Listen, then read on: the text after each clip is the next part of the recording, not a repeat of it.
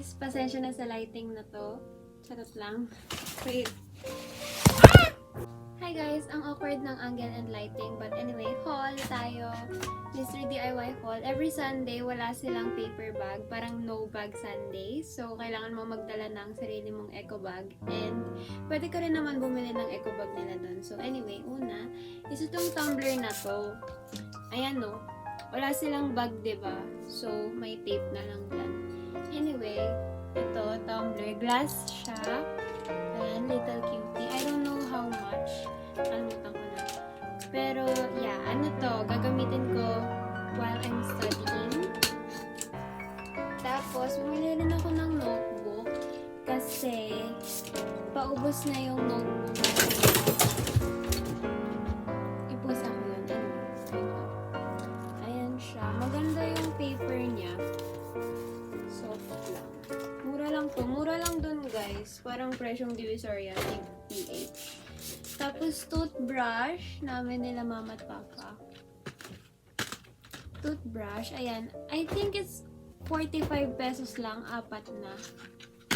Ayan. Then, bumili rin ako ng charger. Sana lang magtagal siya. iPhone charger, ayan. Meron din dong Android, Type A, Type B, Type C. Charot. May Type A. Ano ba yung Type A? Tapos ito, earphones to. Mamaya ko napapakita sa inyo. Basta, ayan. Tapos bumili ako ng tie-dye scrunchie. Ayan, super cute. Cute lang. Then, ito. For 35 pesos. Plano ko dito, ipipaint ko siya. 35 lang siya. Pwede mo talaga siyang i-DIY. Literal na mystery DIY, diba? Tapos, from Watson's, bumili kami ng Hair Treats Hair Spa. Yung pinili ko is yung cocoa milk. Helps repair damaged hair. Ayan. Tingnan natin. 99 ata to or 90? Ay.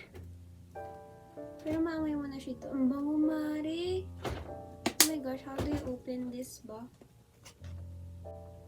Oh, okay. Ang bango niya so much. Ito pa pala, earphones. Ayan, may case na siya. See you.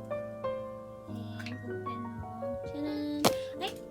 Ang cute lang ng color. Para siyang grayish na blue. Powderish sky blue na ewan. Basta ang cute. Tapos, tignan nyo guys. Aww! Cute, diba? Then, ito rin. Happy 120%. And pusa naman. Mirror siya. Ayan, yan. Hihi. Hi! Yun lang.